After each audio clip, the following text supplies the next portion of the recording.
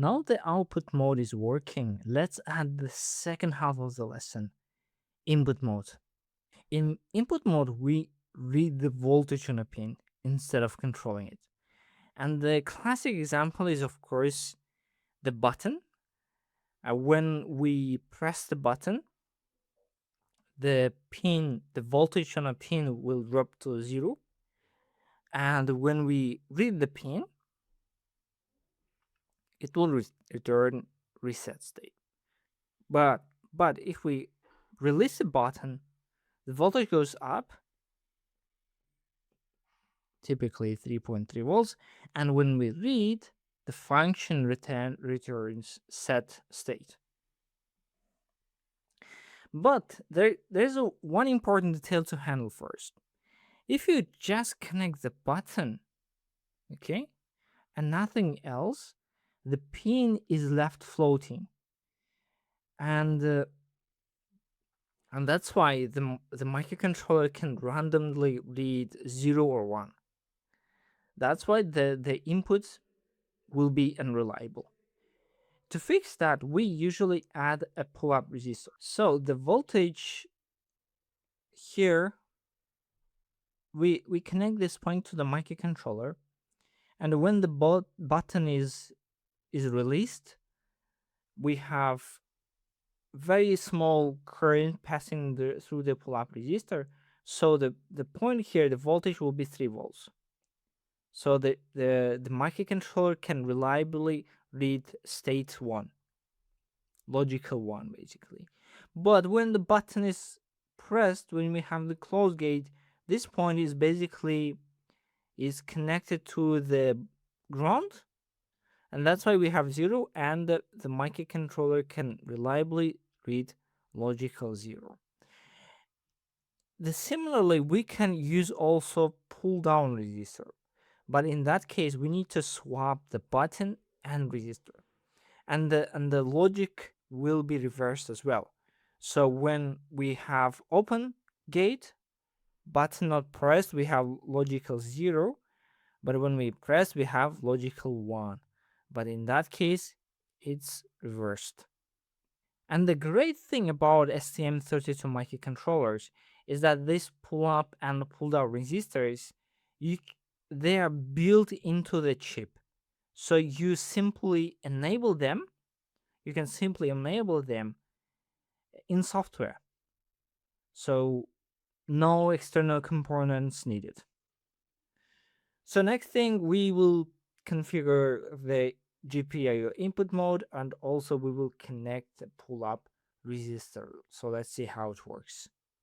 So if we go back, you see I have a B1. It's already have this user label. So every board you can find a similar button.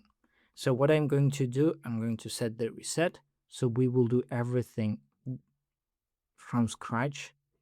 So we will choose GPIO input, and we can, for example, enter the label. We can just right button, just like this. And also we need to connect the pull-up resistor. So I go to the system core, we have GPIO,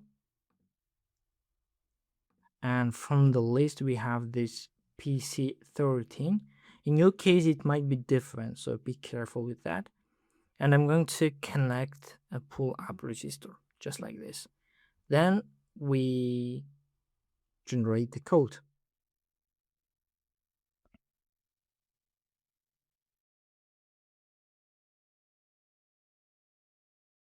Then we go to our main function, and instead of this blinking, what we can do, we can just remove it, and we can insert this snippet of the code. So what's happening here is that using this function HAL GPIO read pen, we check the state of the pin. So when we have reset, so when we have logical 0, when does it happen? We have a logical 0 when we press the button. When we have logical 0 we turn on the LED. Otherwise, we turn off. Okay, so everything should be clear. And you might ask where I get those arguments. So if you check main.h, if you remember, we set button user label, and based on that, we have a pin and port number. So instead of this using this freaky GPIO pin 13, we can use button pin. Okay. So next thing, we are going to debug again. Basically, we are refreshing the code, and let's see how it works. So we're in the debugger mode. I resume the code as I usually do, and then my LED is off, but if I press,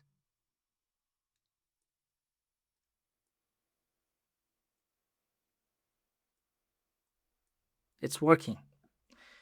So this is really nice. It's a small step, but it's a huge leap in your career path in learning STM32 microcontrollers. So this is simple, but this is the foundation of everything, because if you handle this, you can switch to the next stage and so on and so forth.